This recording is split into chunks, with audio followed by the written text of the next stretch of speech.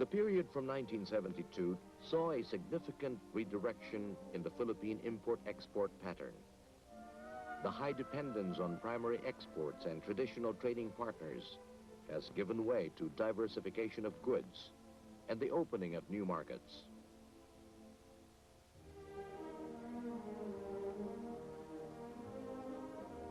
Major economic reforms paved the way for the improvement of the investment climate.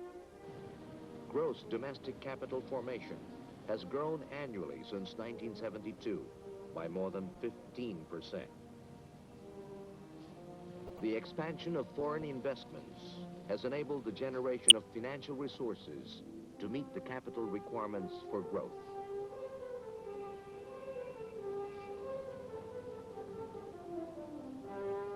Economic policy has made foreign investment an instrument for progress, setting as priorities the numerous development projects designed to stimulate the economy's growth, as well as disperse industries in the rural areas, generate employment opportunities, encourage the growth of small and medium-scale industries.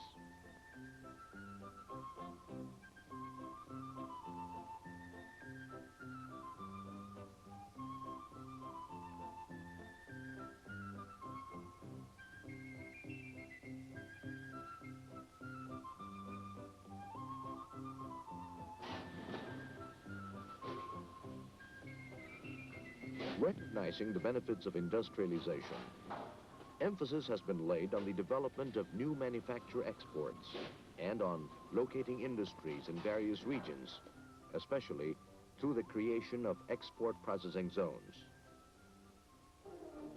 The industrialization policy has been boosted by an accelerated energy program, which includes the intensified exploration for oil and gas and other hydrocarbons, and thus confronting the problem raised by the energy crisis. New coal deposits, such as those in the island of Semirara, have yielded new possibilities for energy sources. Cagayan Valley, Bicol, Mindanao, and Samar are being tapped for geothermal sources. 8 geothermal units, or geothermal centers of energy, are now operational. 6 are being constructed. The country is now second only to the U.S. in volume of electric energy generated from geothermal sources. Construction of the biggest hydroelectric power plant has begun in Magat, Isabela. Other non-conventional sources of energy, including marsh or surface gas, biomass or geothermal energy, and exotic plants such as hanggan, which produces juices that can burn like gas, are being studied as alternative energy sources. At the same time, more rural households have gained access to electricity. In 1972, about 76,000 rural households were tapped onto electric power. By 1980, more than 1 million rural households were enjoying the amenities provided by electricity. Infrastructure as an index of progress is a dramatic reflection of development touching both urban and rural areas.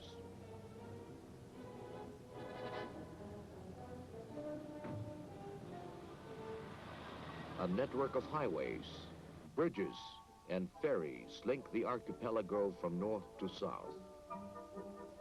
Feeder roads link farmlands to marketplaces.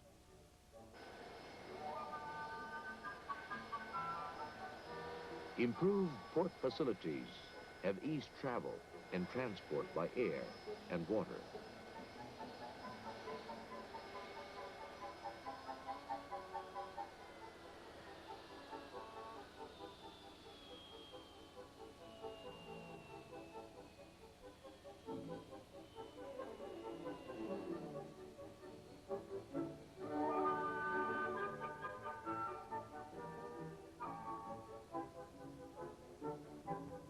Water control systems serve the flow of progress.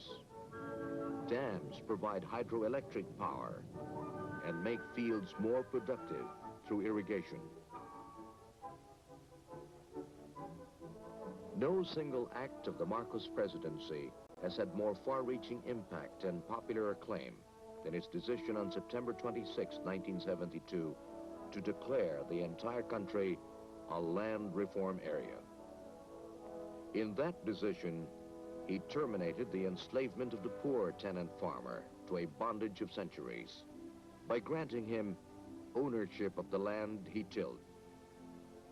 Ownership has not only meant a new dignity, but has also made the small farmer a productive and useful member of society.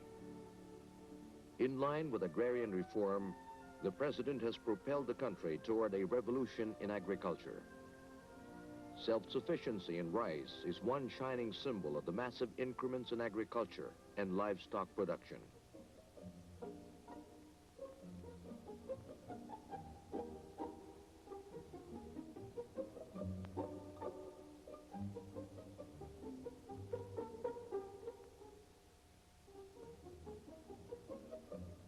The Marcos years have seen unprecedentedly high investments in agriculture, irrigation schemes, adequate warehousing, price support programs, and the infusion of modern technology in the land. The continuing improvement of agriculture remains a critical goal in the nation's 10-year development program.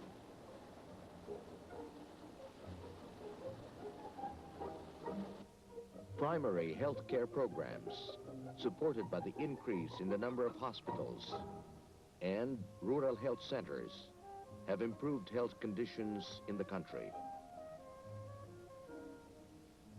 Nutrition programs which integrate various approaches of food assistance and nutrition education have battled to overcome malnutrition among children.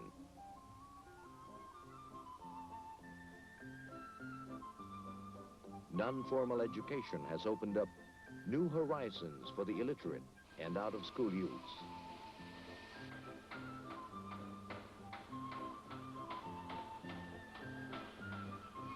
To assure the steady stream of productive opportunities, the National Employment Strategy has mobilized resources to create new job opportunities through skills training and the development of labor-intensive enterprises.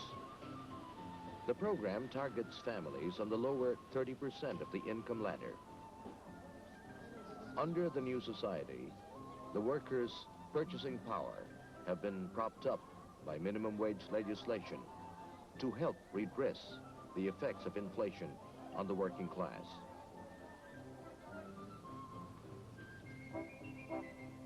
A new labor code was promulgated, which joined together management and labor with government in a tripartite conference for the settlement of issues, thus assuring industrial harmony to allow economic growth.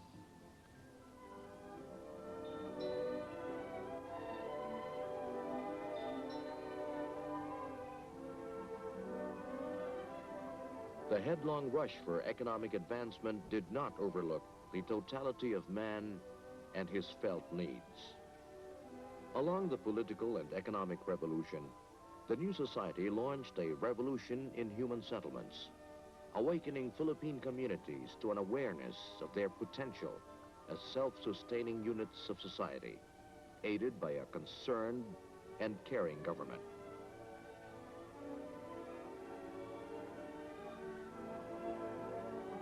In a developing country, the strategy to fulfill basic human needs approaches a life and death issue. The government has boldly dramatized commitment to its citizenry with the creation of the Ministry of Human Settlements in 1976 and the Metro Manila Commission under the leadership of Mrs. Imelda Marcos.